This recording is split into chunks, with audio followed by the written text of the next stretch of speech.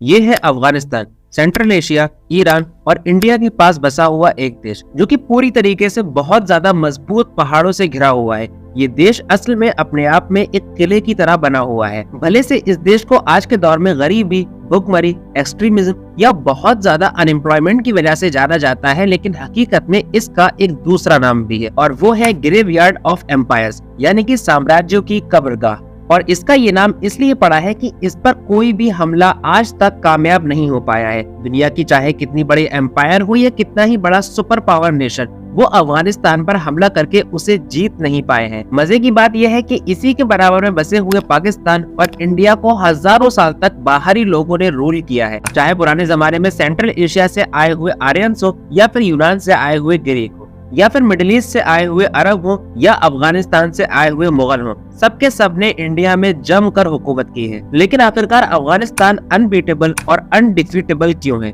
अगर आपको लगता है कि यहाँ के लोगों के पास बहुत ज्यादा एडवांस हथियार है जिनकी वजह से वो सामने वाले से मुकाबला कर लेते हैं, तो आप बिल्कुल गलत हैं। टेक्नोलॉजिकली अगर देखा जाए तो ये बात कही जा सकती है कि अफगानिस्तान अभी 20वीं सदी में ही जी रहा है। और अगर आपको ऐसा लगता है कि अफगानिस्तान के पास बहुत बड़ी फौज है, तो भी आप गलत है, क्योंकि ये देश आज भी पुराने जमाने की तरह बहुत सारे कबीलों में बटा हुआ है। जिस तरीके से आप दूसरे देशों में लेजिस्लेटिव असेंबलीज वगैरह देखते हैं, वैसे ही इस देश में हर कबीले की अपनी अलग असेंबली होती है, जिसे जिरगा का नाम दिया जाता है।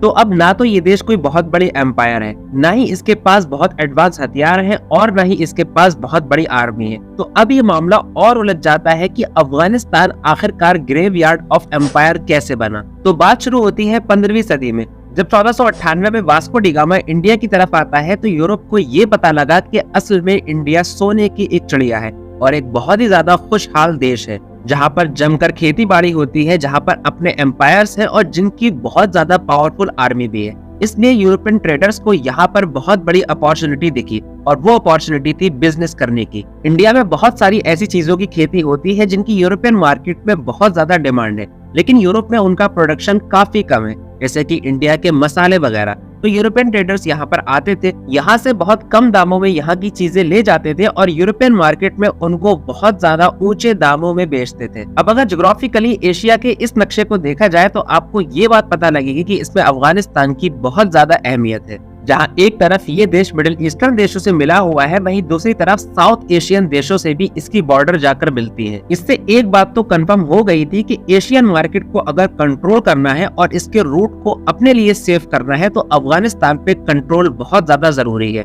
और यहाँ से शुरू हो गई अफगानिस्तान पर कब्जे की लड़ाई और उसके बाद इस देश पर हमले शुरू हो गए। अपने वक्त में दुनिया की सबसे बड़ी एम्पायर यानी कि ब्रिटिश एम्पायर ने भी यहाँ पर 3 बार हाथ आजमाया। सन 1834 से लेकर के सन 1919 तक यहाँ पर ब्रिटिश एम्पायर ने 3 बार हमले किए और तीनों बार ब्रिटिश एम्पायर को मुंह की खानी पड़ी। लिहाजा ब्रिटिश एम्पायर ने यहाँ पर कभी भी इंडिया, पाकिस्तान और बांग्लादेश की तरह फुल कंट्रोल हासिल नहीं किया। अब आ जाते हैं 20वीं सदी में। कोल्ड वॉर अपने पीक पर थी। पूरी दुनिया में कम्युनिज्म और कैपिटलिज्म की लड़ाई चल रही थी और दुनिया के बहुत सारे देश कम्युनिस्ट देश बनते जा रहे थे और इन बहुत सारे देशों में अफगानिस्तान भी एक था। 1979 में डेमोक्रेटिक पार्टी ऑफ अफगानिस्तान के जनरल सेक्रेटरी यानी हफीजुल्लाह अमीन यहाँ के प्रेसिडेंट बनते हैं। ये आदमी पूरी तरीके से कम्युनिस्ट था। इन्होंने अफगानिस्तान में वो काम शुरू कर दिए जो इस देश के इतिहास में कभी नहीं हुए। सबसे पहले इन्होंने इस्लामिक लॉ को अबॉलिश किया और बहुत सारी इस्लामिक रस्मों को खत्म कर दिया, जैसे कि औरतों का पर्दा करना और आदमियों का दाढ़ी रखना वगैरह वगैरह, जिसकी वजह से अफगानिस्तान के बहुत सारे कबीले जो सैकड़ों सालों से इस्लाम के अकॉर्डिंग अपनी जिंदगी गुजार रहे थे, वो इनके खिलाफ हो गए और इनके खिलाफ अफगानिस्तान में बगावत शुरू हो गई। रशिया ने अपने कम्युनिस्ट दोस्त को बचाने के लिए अफगानिस्तान पर हमला कर दिया और ये हमला एक बड़ी जंग की शक्ल इख्तियार कर गया। जितने भी कबायली लोग हफीजुल्लाह अमीन के खिलाफ थे, सबको अमेरिका, ईरान, सऊदी अरब, पाकिस्तान और चाइना का सपोर्ट हासिल था।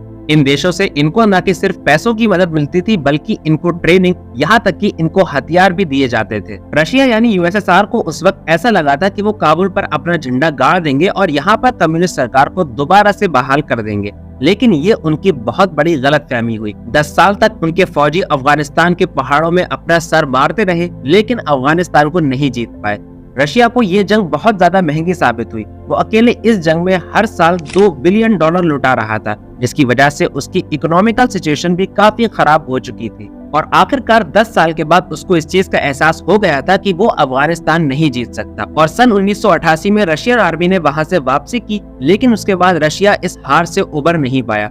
अफगानिस्तान उसके मुंह पर एक काला धब्बा बन गया था और इसी गम में सन 1991 में रशिया 15 टुकड़ों में टूट गया और उसके ठीक 10 साल के बाद 11 सितंबर 2001 को ट्विन टावर पर हमला होता है और वही अमेरिका जो अफगानिस्तान की सपोर्ट में था अब वही अफगानिस्तान पर हमला कर देता है। और अकेला अमेरिका नहीं बल्कि उसके साथ 49 देशों की आर्मी ने यहाँ पर हमला किया था। दुनिया को लग रहा था कि अब की बार तो अफगानिस्तान की ईंट से ईंट बच जाएगी, कोई भी अफगानी या एंटी अमेरिकन शायद जिंदा ना रह पाए और सदियों से अफगानिस्तान का जो अनबीटेबल रिकॉर्ड है वो इस बार टूट कर रहेगा। लेकिन दुनिया तब हैरान हुई जब ठीक 20 साल के बाद उसी तालिबान के साथ अमेरिका ने एग्रीमेंट किया और अपनी फौजें वापस बुला ली, जिनको 20 साल पहले वो दुनिया का सबसे कट्टर आतंकवादी मान रहे थे। लेकिन हमारा सवाल अब भी अपनी जगह पर कायम है कि आखिरकार क्यों अफगानिस्तान को कोई देश नहीं हरा सकता। तो देखिए, इसकी 3 वजह है। सबसे पहली है अफगानिस्तान की जियोग्राफी। अफगानिस्तान कोई चटियल मैदान नहीं बल्कि पहाड़ों से घिरा हुआ देश है। बाहर से आया हुआ कोई भी हमलावर यहाँ की जमीन को उतना अच्छा नहीं समझता जितना यहाँ के लोग समझते हैं। इसी वजह से मिलियंस ऑफ डॉलर्स के एडवांस टैंक भी यहाँ के लोगों को वो नुकसान नहीं पहुँचाते जो यहाँ का एक लड़ाका अपने कंधे पर रॉकेट लॉन्चर फायर करके कर देता है। चाहे 19वीं सदी की ब्रिटिश आर्मी हो, 20वीं सदी की यूएसएस आर्मी हो और 21वीं सदी की यूएसए और नेटो आर्मी हो, इनमें से किसी भी देश की फौजी अफगानिस्तान के पहाड़ों में कभी भी जंग नहीं जीत पाए। भले से उन्होंने कुछ वक्त के लिए कई सारे शहरों पर कब्जा कर लिया होगा, लेकिन पहाड़ी इलाकों पर हमेशा यहाँ के लड़ाकों का ही बोलबाला रहा है। और नंबर 2 पर आता है अफगानिस्तान का कबायली सिस्टम। जैसा कि हमने बताया कि यहाँ के लोग अभी भी कबीलों वाली जिंदगी जी रहे हैं और उनकी अपनी असेंबलीज होती हैं, तो अफगानिस्तान यहाँ पर कभी भी एक झंडे के नीचे जमा नहीं रहा है। इसलिए यहाँ पर लड़ाई आपकी एक आर्मी से नहीं बल्कि कई सारे कबीलों से एक ही वक्त पर होती है। अगर आप कुछ कबीलों से जीत भी जाते हैं तो कुछ कबीले आपको नहीं जीतने देंगे। और नंबर 3 है खुद अफगानी लोग। इस देश के लोग आपको भले से देखने में जाहिल लगते हो, लेकिन इनके अंदर एक बात खास है और वो ये है कि इनको गुलामी पसंद नहीं। 20 साल लंबी चली जंग के बाद और अपने लाखों लोगों को गंवाने के बाद भी अफगानियों ने घुटने नहीं टेके। उनकी जगह कोई भी होता तो समझौता कर लेता और एक सुकून की जिंदगी जीना पसंद करता, लेकिन अफगानियों ने ऐसा बिल्कुल भी नहीं किया। फिलहाल अब तक लगभग 2.5 साल हो चुके हैं और यहाँ पर बाहरी देशों का इन्फ्लुएंस बहुत कम हो चुका है, क्योंकि यहाँ पर अब इसी देश के तालिबान नाम के ग्रुप की हुकूमत है। अब देखना यह है कि कौन सा देश यहाँ पर दोबारा हमला करने की हिम्मत करेगा और हमला करके क्या वो अफगानिस्तान के अनबीटेबल रिकॉर्ड को तोड़ पाएगा या नहीं। चलिए अब इस वीडियो को यहीं खत्म करते हैं, इस उम्मीद के साथ कि वीडियो आपको पसंद आई होगी। वीडियो पसंद आने पर वीडियो को लाइक और शेयर करके KW प्रेजेंट को सब्सक्राइब जरूर करें। मिलते हैं अगली वीडियो में, तब तक के लिए अलविदा।